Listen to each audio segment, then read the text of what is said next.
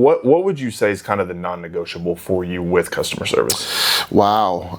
I'd say the big one would be communication. That's like crucial with everybody. Yeah. So what in this market right now, where is service making the biggest difference?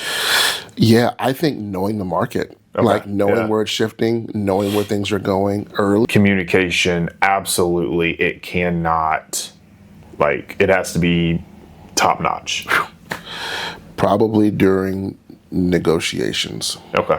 Of any sort. Yes. How are you setting those expectations for when that feedback comes in? Because that feedback's not always going to be positive. No. So what are you doing for your clients to kind of prepare them? Well, first of all, I always communicate that I'm going to be sending you feedback. And feedback is crucial. You need to know what people think about your home when you're a seller.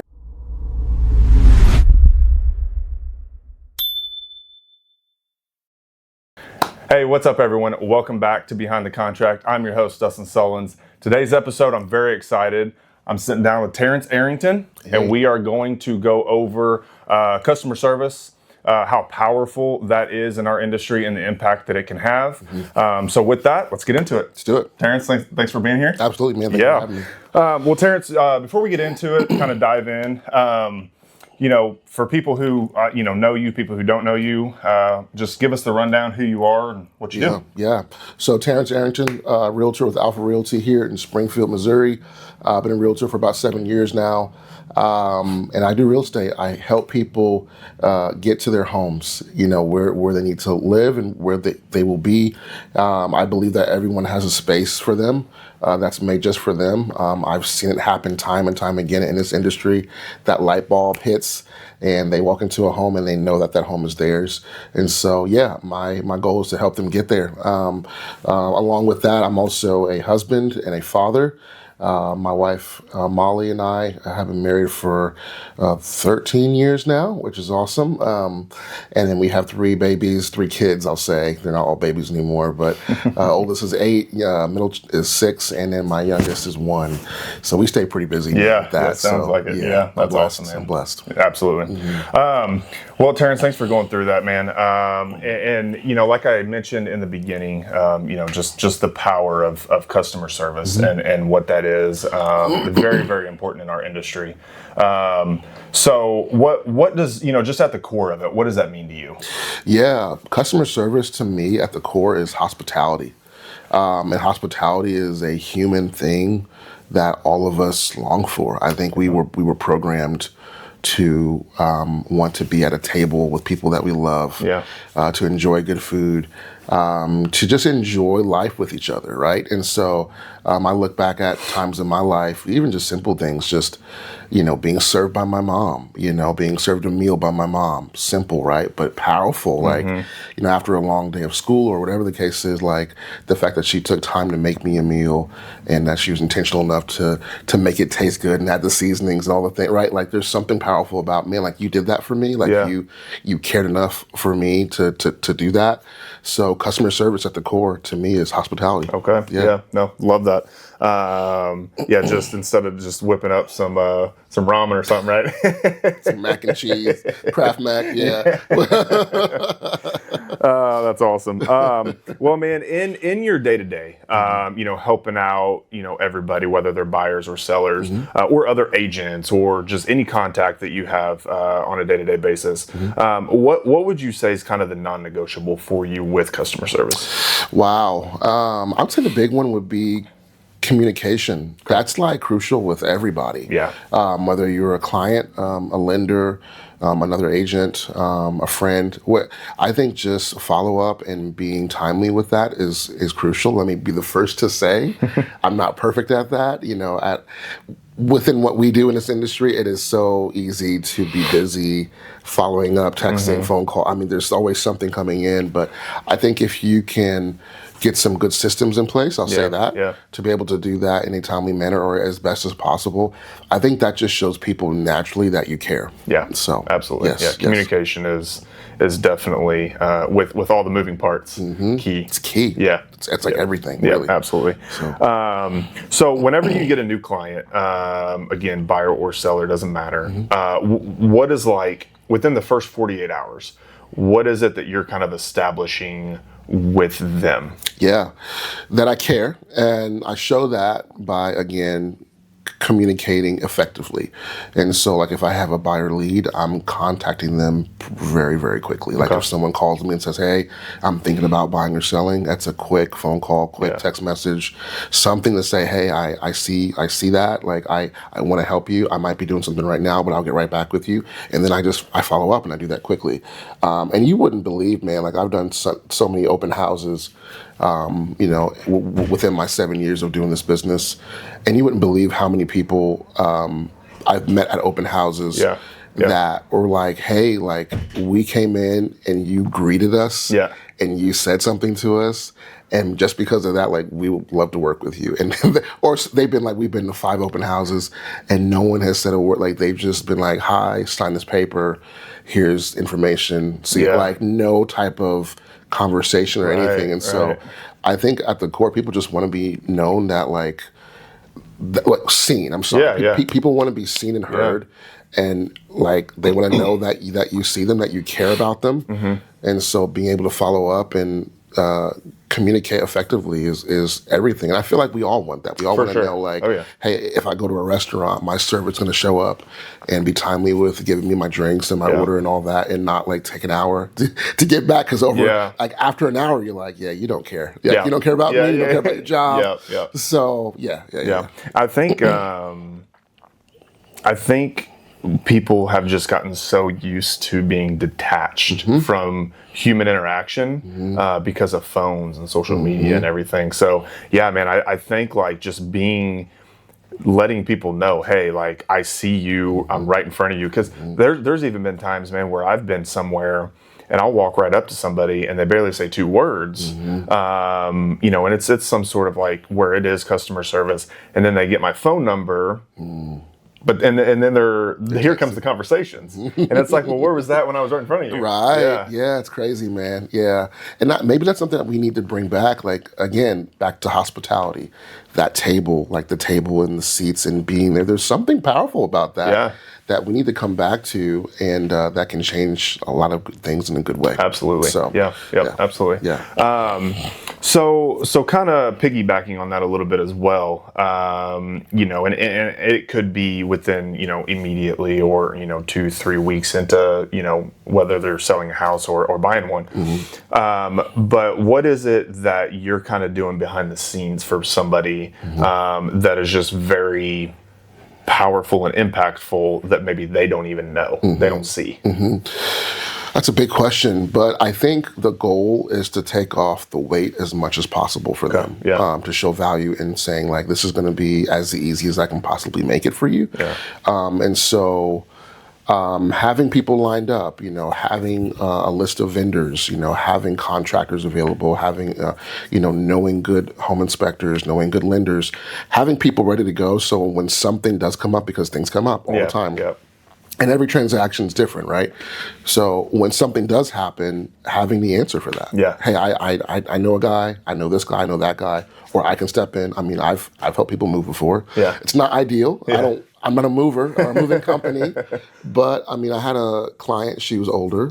She was in her 80s, and it was move out day, and no one came to help her. Oh, man. And I'm like, absolutely not. Give me a second to go get some shorts on, and I'll be back. And we got it done. Nice. Like, we got it done. So taking off the weight as much as possible, I think that's the big thing that can make the biggest difference, and I think that's what people see and value in what I offer them. And I think just like what you just said, just that story about helping somebody, I mean, I think that doing stuff like that, being willing to do stuff like that is really what, sets, agents, sets, like, you apart from other people. I mean, because there's not many agents that would be willing to do that. There's not many people who would be willing to do that. Sure. So I mean, I think that's great. Thank you.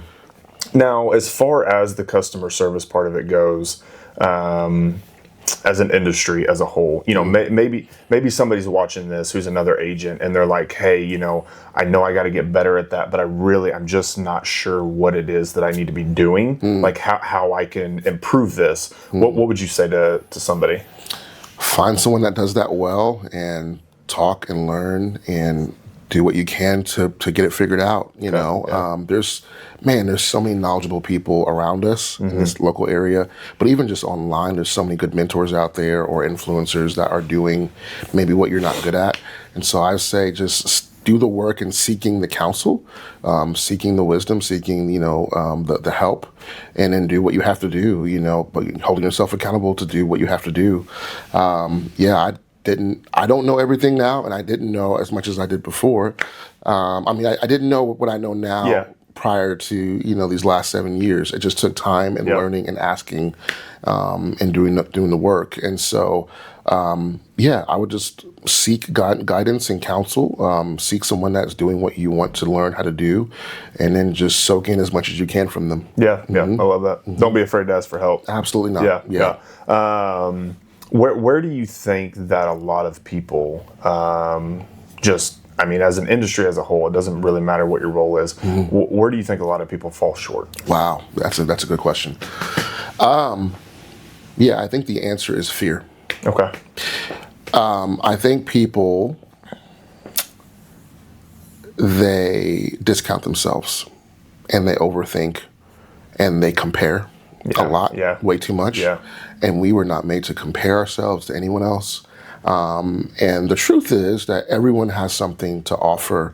And you, whoever's watching, you have a gift to offer to so many people. And it's not about comparing. It doesn't look like what I do or what he does or that next person, but you need to share your gift and be yourself authentically and show up in that way, and be the best version of you. And stop comparing yourself to other people. For example, I don't do cold calling. Some agents thrive on cold calling. I don't do cold calling. I'm a one-on-one person. Hey, let's have a conversation. Let's have, a good one-on-one talk. And that's what I do good. So I'm going to keep doing that versus trying to be good at this or that or that.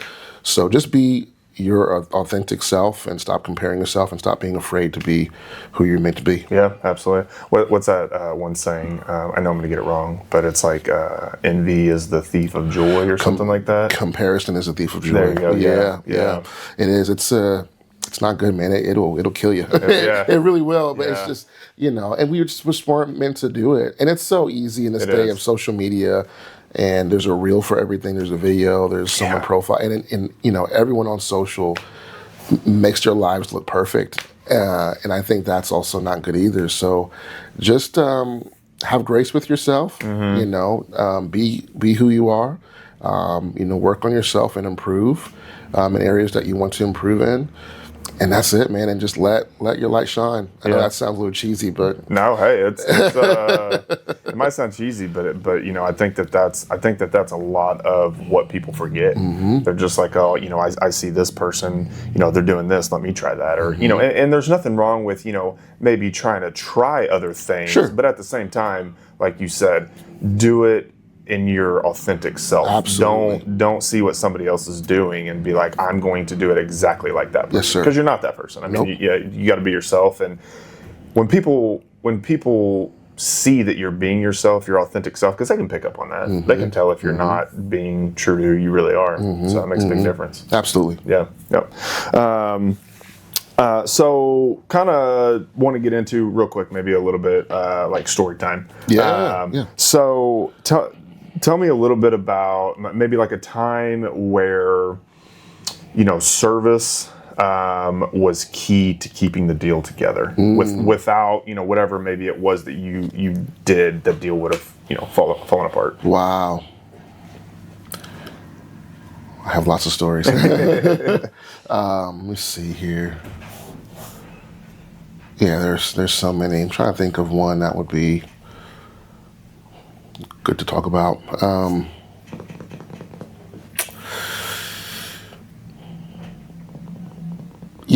There's just countless stories of something goes left and clients just give up. It's so easy to give up when you're given bad news.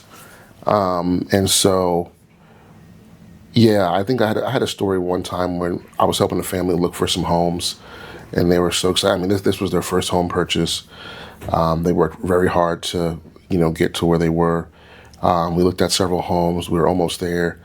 And then I don't know exactly what happened, but the lender was like, "Hey, if we can't find a home within like 2 weeks or something like that, like go under contract within 2 weeks and get that rate locked in, like there's something that happened and they won't be able to buy a home due to something that I don't know what happened, but they were like, if we can't find it in 2 weeks, then it's just not going to happen." So called the buyer, was went over things with them, and they were like, "Yeah, man, like at this point, like there's just no point in continuing to search for a home." And I'm like, "No, like we've come a long way." Yeah. Like, and I know that we have like one weekend to go out and look, but let's go do that. Yeah. Like, let's just try. Let's just see what's possible. Yeah. Let me do some searching, some deep searching, and see what's out there, see what's off market, see what's on market. Let me just see what's possible here. And they're like, if you can make it work, if you can figure it out, let's try it.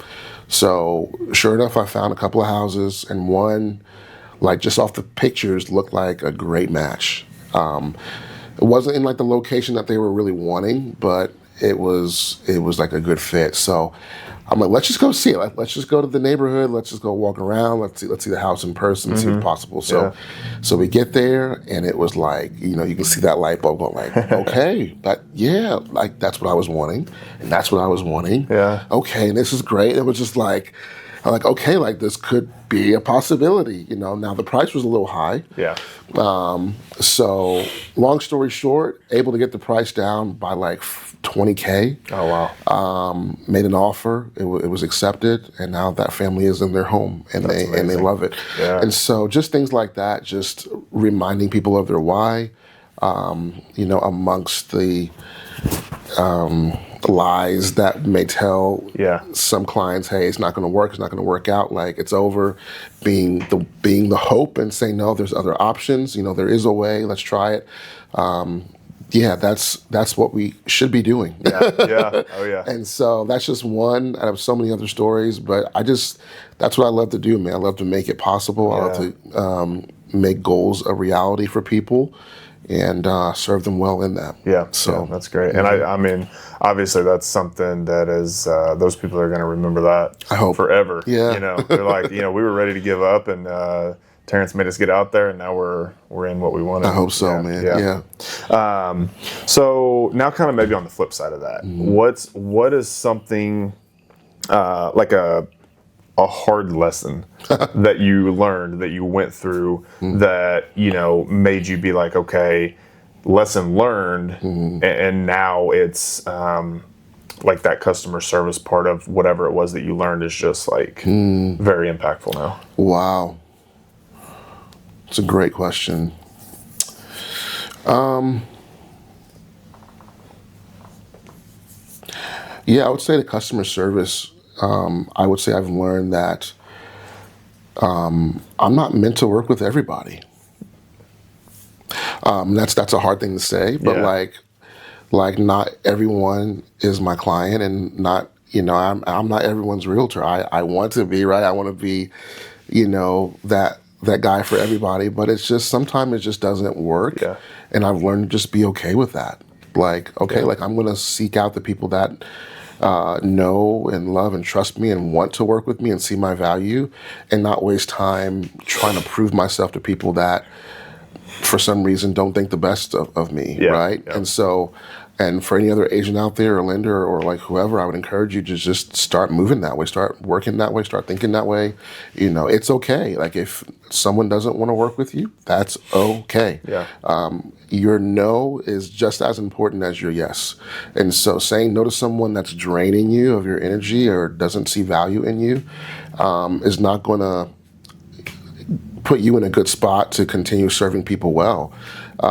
So there's bandwidth that opens when you are somewhat selective. I'm not saying be picky or whatever, but just, hey, this is not working out. This is not working out. I'm going to move on and find someone else that does want to work with me, and that'll just make everything better, everyone better. It'll just make the process a lot smoother. Yeah. So, wow, man, that's huge. Definitely something when I first got into the business that took me a little bit to realize. Sure. Yeah. Because I was the same way. I was like, man, I want to be every agent's lender, and I want to be every buyer's lender, and it's like, and then I started to realize it's like, okay, that's that's not realistic. You know, I'm not going to mesh with everybody, or maybe somebody, you know, they've already got their people, and that's okay. And so yeah, that's I think too, people who don't really realize that can have a huge impact on burnout. Absolutely. Because if they're just constantly like, oh my gosh, like not this, you know, every time I ask somebody, yeah, I'm getting yeses, but then the no's, those are the ones that really crush me. It's like, okay, well, if you dwell on the no's all the time, then it's like, you know, it's going to start messing with your mental capacity in this industry for sure. Yeah, and just overall health. Yeah. So yeah, absolutely, it's not worth it for sure. All right. Well, so now I want to kind of transition into talking a little bit about the market. Yeah. So in the current market, where would you say that, you know, the service makes the biggest difference? Wow, that's good. Man, our market right now in this moment, I feel like is starting to shift to more of a seller's market. Yeah. So, yeah, the big thing. What was your question? One more time. Yeah. Sorry. So no, you're good. So what in this market right now? Like, where is service making the biggest difference? Yeah, I think knowing the market, like knowing where it's shifting, knowing where things are going early. Yeah. Like not waiting till it happens to go, oh, it's time to pivot, but like watching the market data, following influencers that are in the market that have the knowledge, and being able to be the first to know it. That way you can make the proper adjustments quickly and get some good wins for your clients. Yeah. But if you're waiting for rates to drop like half the world is, you know, like you're missing opportunity, you know. Yeah. Yeah. Right now, I know that there's opportunity right now for both buyers and sellers. But if rates drop, if they continue to drop, and they get to a certain amount, it'll probably be another mad dash COVID type of year as far as, you know, lots of buyers in the market, you know, multiple offers, all that kind of thing. So again, just knowing your data, knowing your numbers, knowing what's current and what's active, wow, huge customer service impact. Okay. Yeah. So just being educated and knowledgeable beforehand. Absolutely. Okay. Yes, sir. Yeah. Yes, sir. Yeah. I think that's huge, because I do think a lot of people, because I get a lot of questions. It's like, hey, I just heard, you know, Sure. I'm seeing, I'm hearing, and it's not like, you know, very rarely do I get, well, the outlook, or I see, you know, maybe in a month from now or something. So yeah, I mean, I think that's a very, very good point. Yeah. Sure. Okay. And then in this market, what do you think buyers and sellers are most nervous or reserved about right now? Yeah, I think, you know, obviously this is their biggest investment. You know, buying a house is most people's biggest investment. So I think they just want to make the right moves and the right call, you know, buying at the right time or selling at the right time. I think that's what people are nervous about. Okay, is, you know, the market going to crash, or rates going to keep going up, or there's just so much unknown right now. And so to combat that, the market's always changing. Like there's no way to know exactly what's going to happen when it happens, right? I think you just need to make a decision to do what you need to do when you need to do it. And so like if you need to sell your home, sell your home. Yeah. You know, like if you need to move, sell your home and move. Like if you need to you know, buy a bigger home, and just let things work out as they will. And I've had countless times where, I mean, I've had clients who, you know, they had lots of debt, and they knew that they had equity in their home, so selling would make sense. And they were wanting to rent. They thought renting was going to be the best choice for them. Like, let's just sell the home and rent.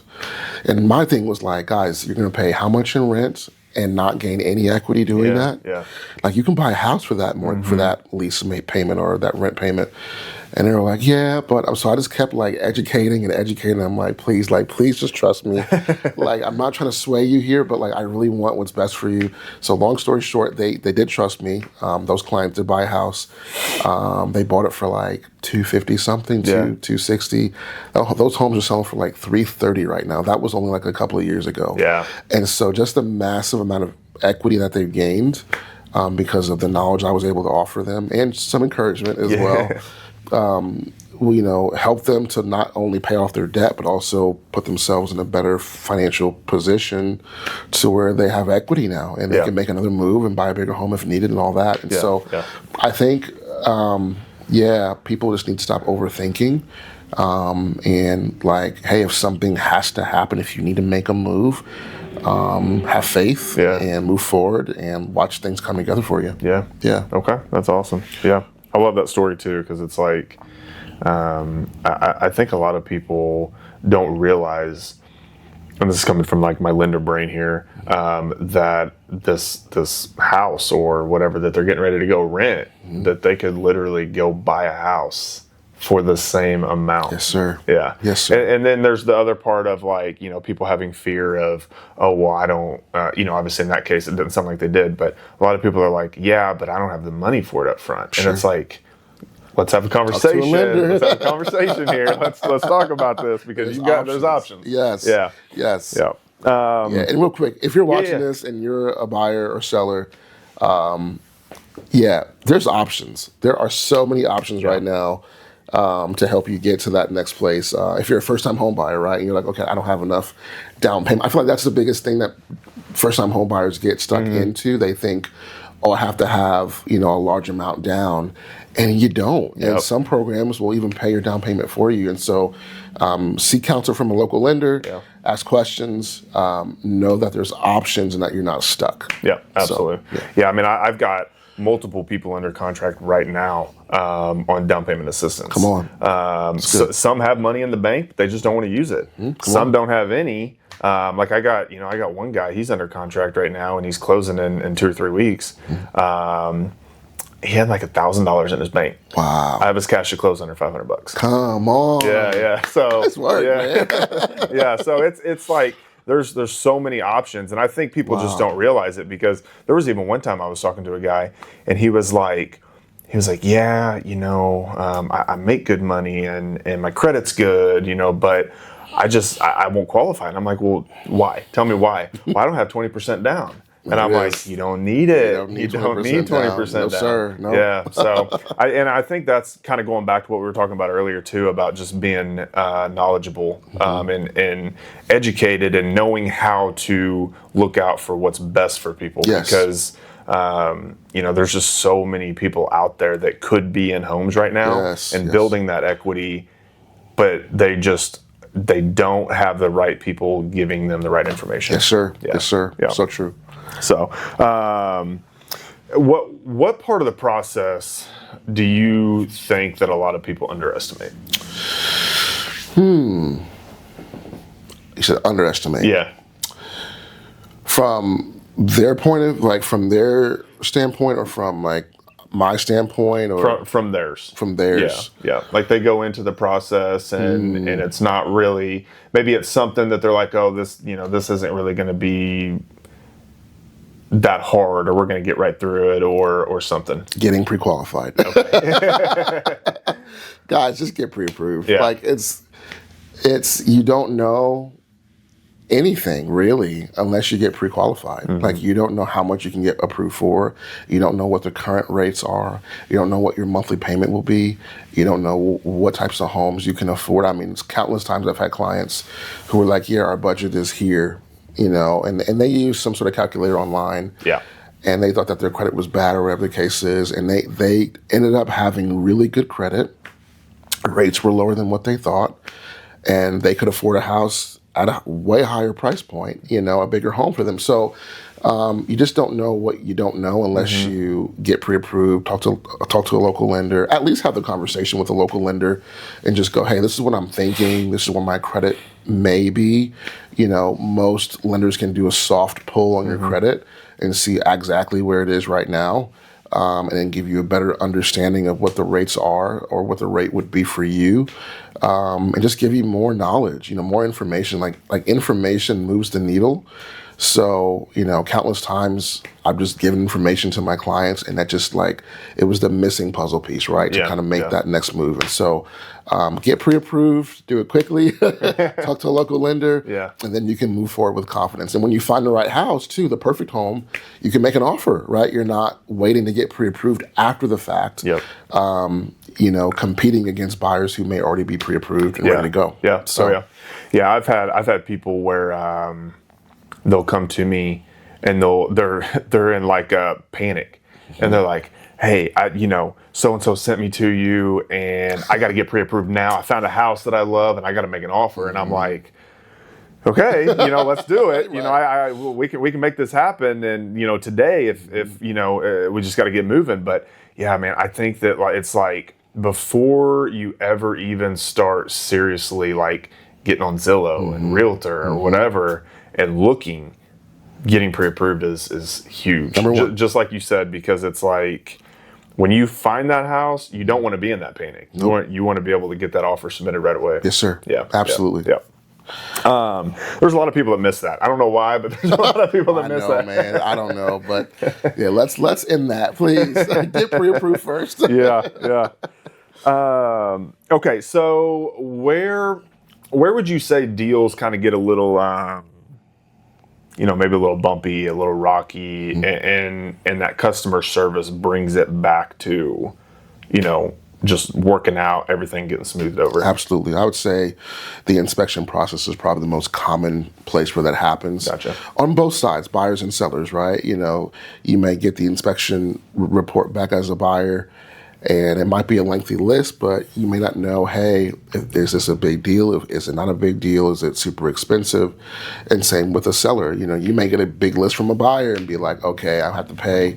Your assumption is that you have to pay this large amount of money, but good customer service would look like your agent having a list of vendors or contractors or people on standby to give you a quick estimate, to give you maybe an itemized estimate, right? That way okay, if I fix this item, it's going to cost me this much money, and just have more clarity and have the actual information versus making assumptions. Yeah. And so I think assumptions are most common during the inspection process, and it could kill a deal based on fear and lack of knowledge and lack of understanding. But a good agent will have that lined up for you, be able to give you the answers up front, give you the information that you need to make the best decision moving forward. Perfect. Love it. And this next question, it might kind of tie into that, but what are you specifically doing right now to protect your clients, whether it's buyers or sellers? Yeah, that's a big question, man. Yeah, I would say just knowing the contract, knowing the documents, knowing the contract. Yeah. Obviously, realtors are not lawyers, but we do need to know our contracts and know what it says and know what it reads very well. And so I think that's the best thing that we can do is just know the contract, be able to explain it in a way that they can understand it, but also know that they're not legal advice. And I feel like that gives not one, protects your clients, two, gives them peace of mind, and just negates any type of bigger issues, hopefully in the future. Yeah. So yeah, because if something comes up with those inspections or those appraisals, knowing what contingencies are in place is huge. I've only really had it happen one time, but yeah, there was one time where we had an appraisal, and there was issues with repairs and stuff like that, but the appraisal contingency ran all the way through closing. And I don't know where the miscommunication or the breakdown was, but essentially the agent, kind of just forgot about it. And this happened a long time ago, but the agent kind of just forgot that it ran all the way through, and they were basically panicking. And they were like, well, I don't know what to do. I don't know what to do. And then finally we realized, like, hey, we're good here. We're good. Yeah. Yeah. So Yeah. that's very important. I always add that to all of my contract, that the financial and appraisal contingencies run through closing. Yeah. I always add that because it just protects your client. Absolutely. Keeps them, keeps things rolling, keeps the contract active, and doesn't void it for unnecessary reasons. Right. So yeah. So with communication, kind of going back to that a little bit, what are you seeing right now that's the most common communication breakdown during the process? Most common. I mean, I see it in different places. So, Or just maybe touch on a couple of those different places. If you're in this industry, realtor, lender, title company, contractor, we're all working together here, right, to help our clients, to help people get to one place to another. And so communicating as a group is crucial. Yeah. Like, it is so important. Like, whenever I get a new contract, like, I'm emailing everyone. Like, there's a thread, right? Yeah. And you're all on it. And you know what's going on, and I would expect that from the buyer's lender, or from, this contractor, or from this, I would just expect to know what's going on, so that we can all be well informed, and help this thing to work out for our clients' sake. Yeah. And so I think that's the biggest thing that people maybe don't do a lot or often, just including everyone, knowing that people are trusting you to do your job well. And knowing that, it's important just to do what you do well, show up and explain what's happening. Right. Yeah. So, I like that you touched on that with the thread going out to everybody, because I have people I work with that do that. I have others that don't, which is fine. But it is, whenever you've got both sides of it, you see the impact that makes, the difference it makes, because a lot of times that first initial thread that gets sent out with everybody on it, if there's any questions or anything that comes up, everybody will just reply all to that. Yes. That way everybody's informed. And then on the flip side, on the ones that don't do that, then you have people sending other emails out. Yes. And they're leaving people off, and then the questions come up again later, and it's like, everything starts getting jumbled. So, and that can also, where it's like a question gets asked, then it gets asked later, and then somebody's like, well, we've already discussed that. And then this person's like, well, I wasn't on that. Yeah. Just include everyone in one thread. Yep. It just makes it so much easier. It does. And there's less questions and less concerns, and more deals close that way. Yeah. More people can get into their home with ease that way versus lone wolfing and doing it all on your own and not being a team player. Yeah. So for sure. Yeah. Everybody's a team in this. Absolutely. Yeah. Yes, sir. What's one thing that buyers maybe don't ask at any point in the process that you feel like maybe they should, or that you wish that they would? You said buyers? Yeah. Or I guess anybody. Doesn't matter, buyers or sellers. Yeah. I don't think there's one thing. I just think that buyers should feel free to ask questions to your realtor. More so than a friend or a family member or something like that. If you're talking to your friend or family more than your realtor about real estate, I think there's a disconnect somewhere there. But no, I would just say ask the question. Like, ask us. Like, we want to give you the information. I never make any of my clients feel bad for asking questions. Ask me a question. If I have the answer, I'll give it to you. If I don't, I'll find it. Right. And so, ask away. Ask away. Like, don't walk through this process feeling like you're lacking information. Yeah. So I have a little cliche thing I say to everybody when I talk to them. First conversation, towards the very end of the conversation, I'm always like, no question is a bad question. Sure. There's not a single bad question you can ask me. If you have a question and you think that it is the most silly question in the world, it's obviously not, because you're asking and it's important to you. So ask, please. Yes. And that will, I think, a lot of times as well, because I always tell everybody too, I'm like, hey, when we get to the closing table, I want you comfortable. I want you confident. Yes. I don't want you sitting there going, well, what if this or what if that? I want you to be at that closing table, signing those final documents, being like, okay, I'm ready to go. Yes, sir. So, Yes, sir. because the last thing anybody wants is to be buying a home and just be like, oh, I wish I would have asked that, or I wish I would have done that. You don't want that. Yeah, for sure. Yep. Cool, man. Well, now I kind of want to transition a little bit over into specific questions targeted towards buyers and sellers. Okay. So we'll kind of discuss buyers first. So with a buyer, when you first get a buyer, what's something, and I guess this can be either whether you're under contract or you guys just kind of established like they're going to start working with you. What should they expect in that first week? With a buyer, Yeah.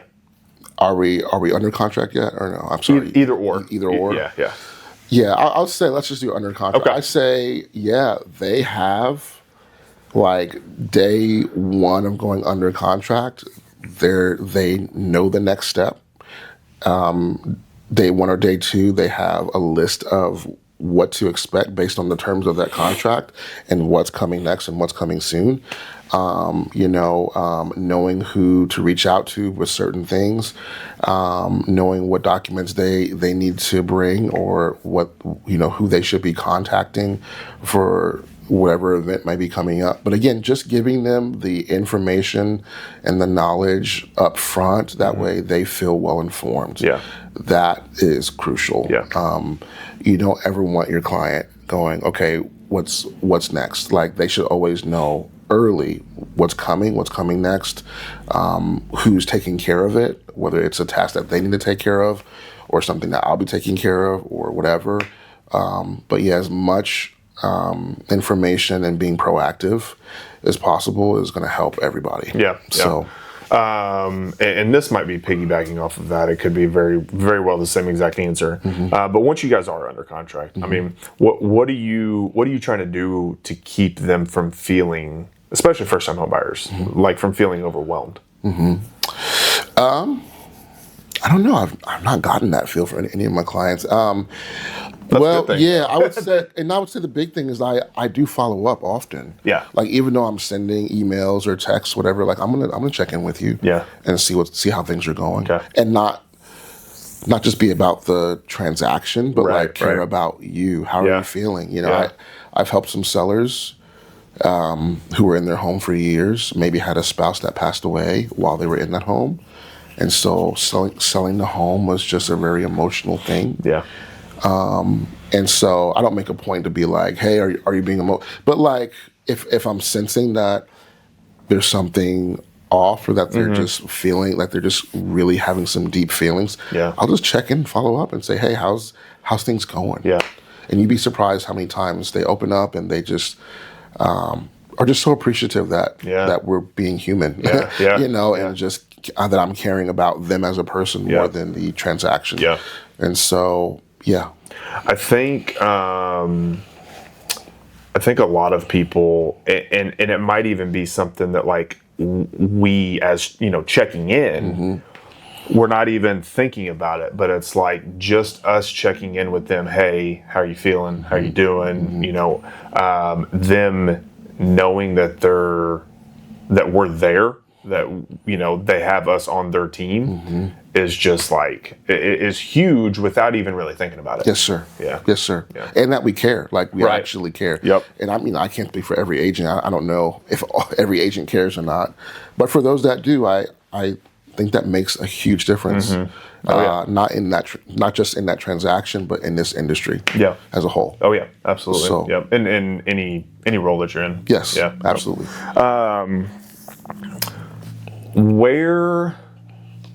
or I guess what's the biggest moments in the transaction, in the process, that you feel like, obviously communication is key no matter what, Yeah. but where do you feel like, if you had to pinpoint one specific part of the process, like communication, absolutely, it cannot, like, it has to be top notch? Probably during negotiations Okay. of any sort. Yeah. Whether that's like you wrote an offer, there's competition, you have to adjust your offer or terms or a counter offer or whatever, or you're working through the inspection. I would say that's when it's crucial. Yeah. Like last night, I just wrote an offer for some buyers, and we went under contract last night as well. I called them like 10 times in like an hour and a half. Just asking, okay, what's possible here? What can you do here? What, how do you feel about this? And just, hey, how do you feel? And so all of that on top of calling the listing agent, asking important questions, helped us to get our offer accepted. Yeah. And so, I think whenever there are negotiations in place or happening, man, that's when communication is probably at its needed. Yeah. At its most. Okay. So, Absolutely. Yeah. And kind of just one thing, if you can touch on too, because I think a lot of people, a lot of agents don't even really think about this, but like when you're going to make an offer for your buyer, are you reaching out to that listing agent? And obviously your buyer's needs are very, very important. Absolutely. But are you also asking, hey, to help get the deal, hey, what's important to your sellers? Absolutely. Yeah. I don't think you're not a good agent if you're not doing that. Yeah. I mean, you need to know what the sellers are looking for or expecting, or even needing, right? To see, one, if that's even possible with your buyers, and two, how do we, craft this offer to match those needs, while, and first and foremost, protecting your client. If you're not having that conversation, you're not doing a good job, and you're just missing opportunities to make the offer being accepted more of a possibility. Yeah, so 100%. Yeah. And I feel like that. I feel like that does get missed quite a bit, just because it's like a lot of times it's like, it's like my buyer, Sure. and it's not like, okay, yes, my buyer's needs are the most important to me, but at the same time, what's important to your seller so that we can figure something out. Yeah. Absolutely. Yeah. Absolutely. Okay, now switching over to sellers. You go, you have your, you talk with your sellers, they want to list with you. What should that seller expect from you before listing? Before listing, I'm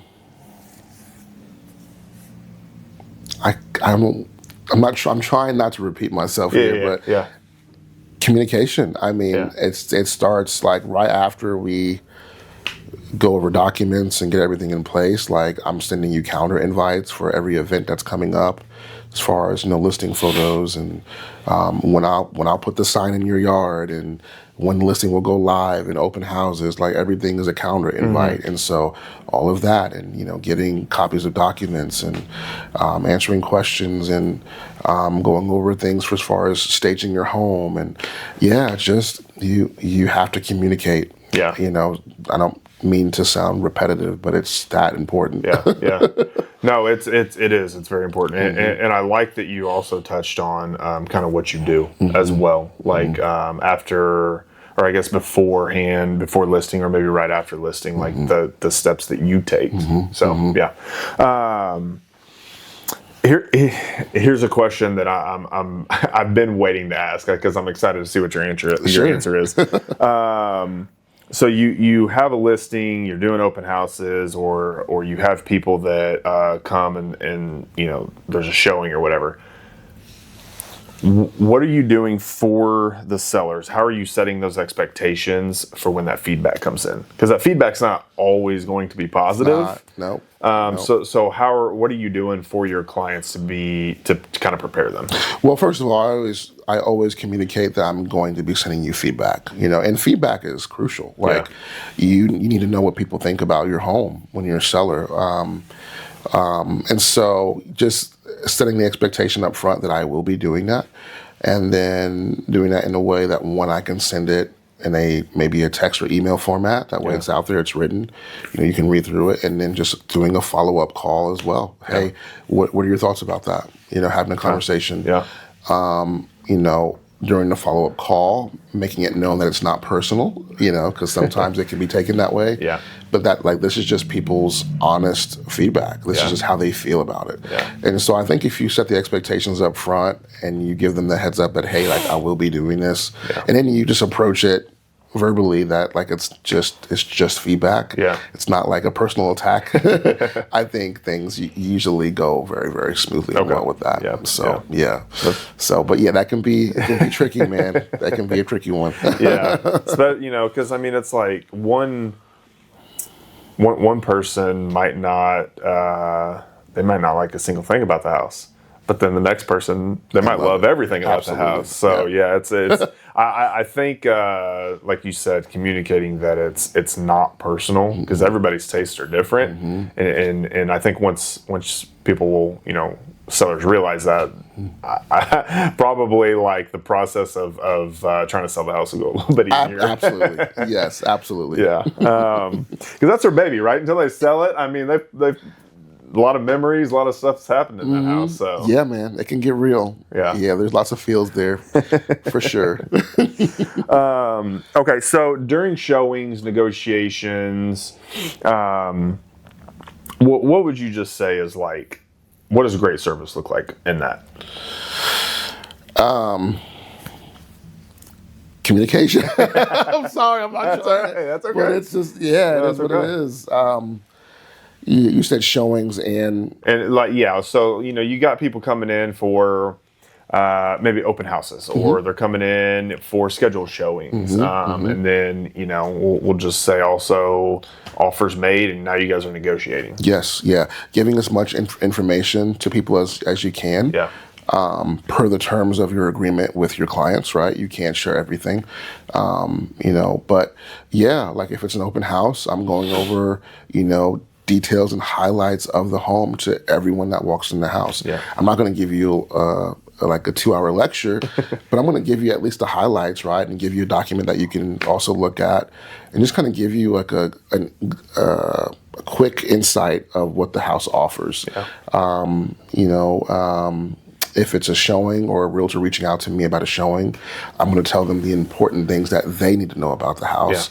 That way, when they show it, they know what to kind of focus on, or kind of help them guide them through that. And so, just as much information as possible usually helps everyone involved. Okay. So, You mean no PowerPoint when I walk in? Man, no sir. We don't got time for it. We got 2 hours here. Gotta make this work. Okay, so if you got a listing and the listing's quiet, not a whole lot of action on it, really not much movement, what would you say, what's a good agent going to do immediately to start getting traction? Well, I mean, the expectation should be set up front. You should be having meetings with your clients up front, when you go over their home value, pulling good comps, right? That makes sense. And then going over your, what the market is doing right now, looking at those comps, seeing what the data shows, and then, giving your best recommendation based on all of that information on what they should be expecting based on the price that we're at. Now, price is usually everything, right? Price and the condition of the home, those things are huge. So most of the time, if the home isn't selling, it's not priced right. It's mean that people think that it's too much for what the home offers, Yeah. right? Like, and so, but on the flip end, if the home is priced right and marketed well, it should sell very, very quickly or in a good, timely manner, I would say. And so, no, I forgot your question in full, but yeah, if the home's not moving, it's price, and then just having the right conversations, which should hopefully line up with the expectations that you set up front by going over the home value and having good comps. And if you're off on that, like if you're listing too high based on the data, just reminding your clients of that conversation. Hey, this is where we probably should be. We've been on market for this long now. We've not moved this. Going back to the data, we should probably be here. What are your thoughts, right? Yeah. And making those adjustments. Okay. Yeah. So, no, that hit the question perfectly. Okay. And then if you could give one piece of advice to buyers and sellers to save just as much stress as possible, what would you give? Wow. Yeah, just seek counsel. Seek a local lender, seek a good realtor, and just have the conversations. I feel like the culprit for lots of stress is just fear, which is usually linked to assuming or overthinking or a lack of information, right? And so seek wise counsel, find someone that knows what they're doing, have a conversation, coffee, lunch, whatever with them, get the information that you need, and you should feel confident moving forward. Yeah. Okay. Absolutely. Yeah, I love that. Yeah. Okay. So now kind of coming to the end here. Cool. So one thing I kind of like to do with everybody is just like a quick little rapid fire section. Okay. So I've got 4 or 5 questions. It's okay if it's repetitive. Okay. It does not matter. Just really first thing that comes to your mind. Okay. Just kind of something a little fun to do. Let's do it. All right. What's your go-to line when a client starts to panic? It's going to be okay. What's one small thing that makes clients feel taken care of instantly? A phone call. Okay. Yeah. Which is, I mean, very simple, but so huge. Powerful. Yeah. What's the biggest service mistake you see in the industry? Lack of communication amongst all the parties involved. Okay. One real estate myth you wish would die. You need 20% down to buy a house. I wish that one would go away. Yes, forever. Yeah. Okay. And then just best advice in 10 seconds. Get your rest. Get your rest. Take care of yourself. Have faith in God. He will also take care of you better than what you can take care, or how you can take care of yourself. Let's do this well. Let's make an impact on this world while we're here, while we have time. Work with excellence. Show up for yourself and others. Love strong. That's it. Yeah. Amazing. Okay, man. Somebody's watching this and they're like, "Oh man, I got to get a hold of Terence. I want to talk with him. I have more questions, or I want to work with him." Best way to get a hold of you? Man, call me 417-616-3008. Find me on Facebook, Instagram, TikTok, YouTube. I'm building up YouTube a little bit more. But yeah, I'm on social. I just gave my number. You can call or text me. You can send me a DM. I have a website as well, www.terencearrington.com. Any of those platforms will work. Okay, awesome. Well, guys, that wraps it up for us today. I will put Terence's information in the description whenever I post it. Terence, thank you so much for being here, man. Appreciate it. Thank you.